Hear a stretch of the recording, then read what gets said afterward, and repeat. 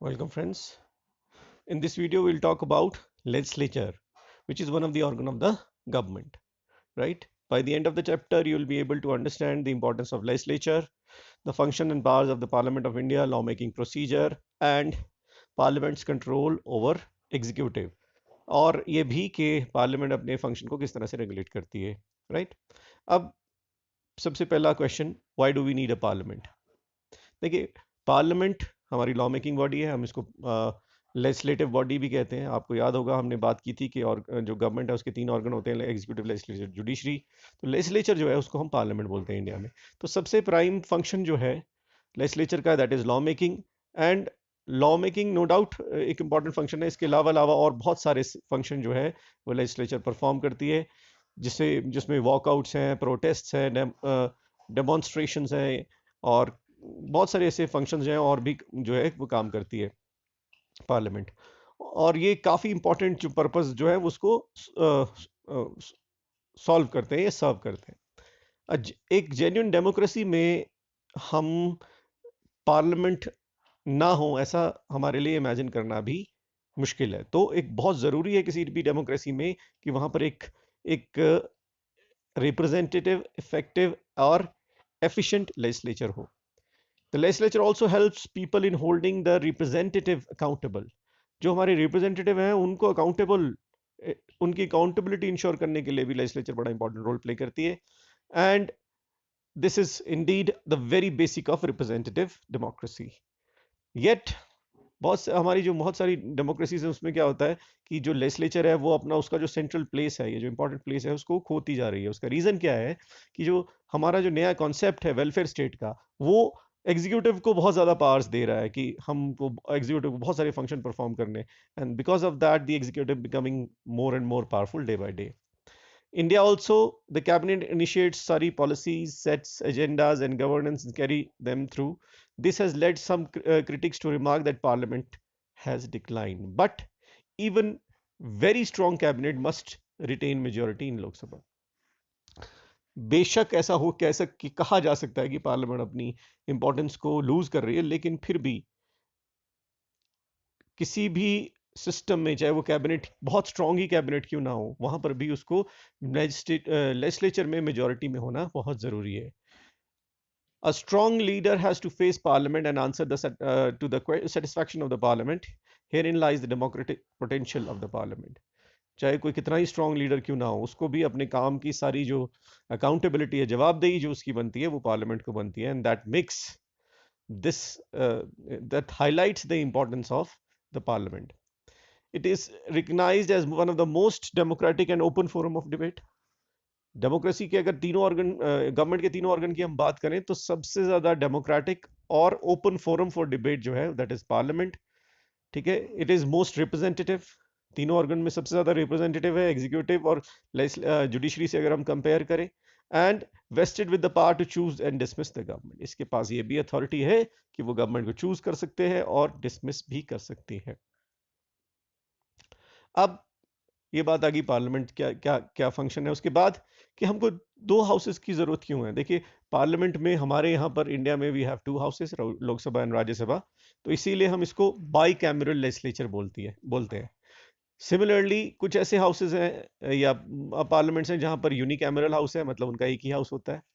तो दो हाउसेस की जरूरत क्यों होती है. देखिए, हमारे जो हाउसेस हैं उनमें एक हाउस ऑफ पीपल जिसको हम लोकसभा कहते हैं और काउंसिल ऑफ स्टेट जिसको राज्यसभा कहते हैं.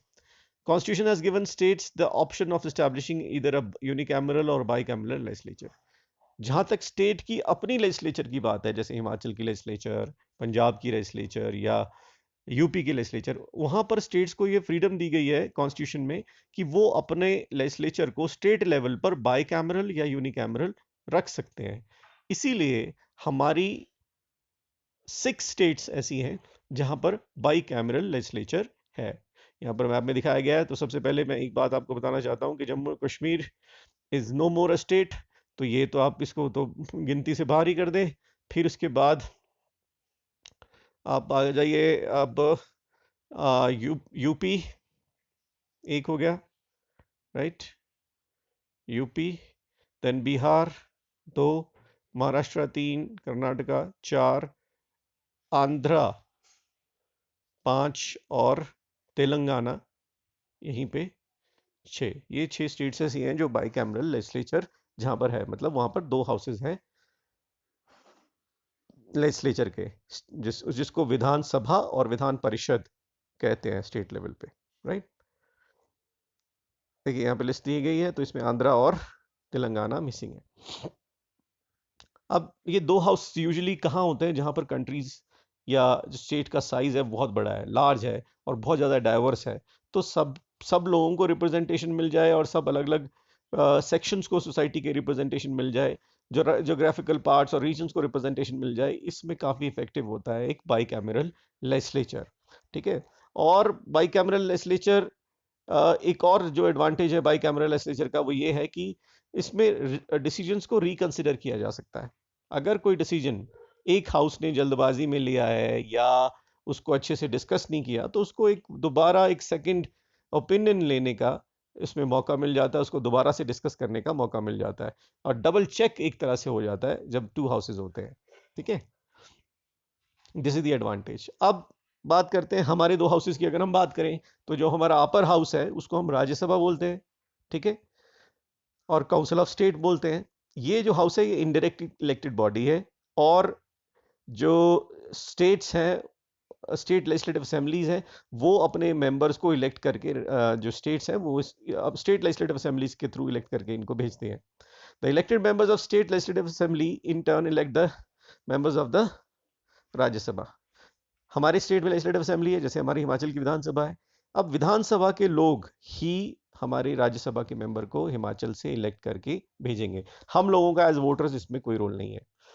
Now we can imagine 2 different principles of representation in second chamber. 2 अलग अलग प्रिंसिपल्स फॉलो किए जाते हैं सेकंड हाउस को इलेक्ट करने के। एक है where equal representation to given और is given to all parts of the country. सब स्टेट्स के सब पार्ट्स को इक्वल रिप्रेजेंटेशन दी जाती है, इरिस्पेक्टिव ऑफ द फैक्ट कि उसकी पॉपुलेशन कितनी है। जिसको हम सिमेट्रिकल रिप्रेजेंटेशन भी कह सकते हैं, ठीक है। और दूसरी तरफ the parts of the country में भी given representation according to their population. The second method means that the regions or the parts having larger population would have more representation in the second chamber, and then regions having less population. तो जहां पर population के को consider किया जा रहा है कि पॉपुलेशन जहां पर लार्ज पॉपुलेशन है वहां ज्यादा सीट्स दी जाएंगी, जहां कम पॉपुलेशन है वहां कम सीट दी जाएंगी। वो सिस्टम एक दूसरा सिस्टम है, इसको एसिमेट्रिकल आप बोल सकते हो। यूएस में सिमेट्रिकल रिप्रेजेंटेशन है, उसकी 50 स्टेट्स हैं, हर एक स्टेट को 2 मेंबर भेजने होते हैं सीनेट में, तो उसकी स्ट्रेंथ है 100, तो वो सिमेट्रिकल रिप्रेजेंटेशन है। अब कहीं वहां पर चाहे किसी स्टेट की पॉपुलेशन ज्यादा है या कम है, इससे कोई फर्क नहीं पड़ता, सबको 2 ही स्टेट्स सीट्स जो है वो सीनेट की मिलेंगी, ठीक है। ऑन दी अदर हैंड हमारा जो राज्यसभा में हम सिस्टम फॉलो करते हैं that is a different one. यहां पर जो स्टेट्स को जो सीट्स दी गई हैं वो दी गई हैं in proportion to the population. So what would happen if we were to follow American system of equal representation in the Rajya Sabha. अगर हम अमेरिका वाला सिस्टम फॉलो करेंगे तो यूपी की पॉपुलेशन जो कि 1728.29 लाख है, उसको भी उतनी ही सीट्स मिलेंगी जितनी सिक्किम को, जिसकी पॉपुलेशन कुल 5.71 लाख या 5.71 लाख है। तो इसलिए हमारे जो फ्रेमर्स ऑफ द कॉन्स्टिट्यूशन थे वो ये नहीं चाहते थे, इस डिस्क्रिपेंसी को दूर करना चाहते थे, इसलिए लार्ज जो स्टेट्स हैं पॉपुलेशन वाइज उनको ज्यादा सीट्स दी गई हैं, ठीक है। उत्तर प्रदेश को राइट, जैसे the more popular states, Uttar Pradesh sends 31 members to Rajya Sabha while Sikkim sends only 1 member of Rajya Sabha। अब इनका इलेक्शन जो है हमने बात कर ली थी कि विधानसभा के लोग जो हैं वो स्टेट लेजिस्लेचर के जो लोग हैं वो इलेक्ट करके इनको भेजते हैं। इनका राज्यसभा के जो भी मेंबर बनते हैं उनका अपना टर्म 6 साल का होता है, उनको दोबारा इलेक्ट किया जा सकता है, पर सारे के सारे राज्यसभा के मेंबर एक साथ उनका टर्म कभी कंप्लीट नहीं होता। उसमें से 1/3 का टर्म हर 2 साल के बाद कंप्लीट होता है, यानी कि जो 2/3 रिटायर होते हैं उनकी जगह नए 2/3 आ जाते हैं, ठीक है। दस Rajya Sabha is never fully dissolve. इस तरह से हम ये कह सकते हैं राज्यसभा कभी भी फुली डिसॉल्व नहीं होती, और इसीलिए हम इसको एक परमानेंट हाउस भी बोलते हैं। इस अरेंजमेंट का एडवांटेज ये है कि जब लोकसभा डिसॉल्व है या इलेक्शन अभी होने हैं, तो राज्यसभा जो है वो इंपॉर्टेंट और अर्जेंट बिजनेस को कंडक्ट कर सकती है। Apart from elected members, Rajya Sabha में एक और प्रोविजन है कि वो लोग जिन्होंने social service, science, sports, literature, right, इन सब फील्ड में कहीं अच्छा काम किया, उन लोगों को नॉमिनेट किया जाता है, राइट। तो हमारी राज्यसभा में भी 12 seats are nominated by the President of India for those people who have excelled in the field of literature, art, social service, science, etc. Right. तो दूसरा हमारा फिर आ गया लोकसभा। अब लोकसभा में क्या है, Lok Sabha and the state legislative assembly are directly elected by the people, directly elected होती है ये, ठीक है। लोग, हम लोग यानी कि सिटीजन ऑफ इंडिया उसके इलेक्शन में पार्टिसिपेट करते हैं, ठीक है। The purpose of elections, the entire country is divided into different constituencies of roughly equal population. पूरी कंट्री को अलग अलग कॉन्स्टिट्यूएंसीज में बांटा जाता है, जितनी सीट्स हैं उतनी कॉन्स्टिट्यूएंसीज में बांटा जाता है, जिसकी लगभग सबकी पॉपुलेशन, हर एक कॉन्स्टिट्यूएंसी में पॉपुलेशन जो है वो बराबर होती है। हर एक कॉन्स्टिट्यूएंसी से एक कैंडिडेट को इलेक्ट किया जाता है on the basis of universal adult suffrage, यानी कि हर आदमी, हर एक वोटर जो है वो वोट डालता है who is above 18 irrespective of his cast, colour, creed, gender, religion.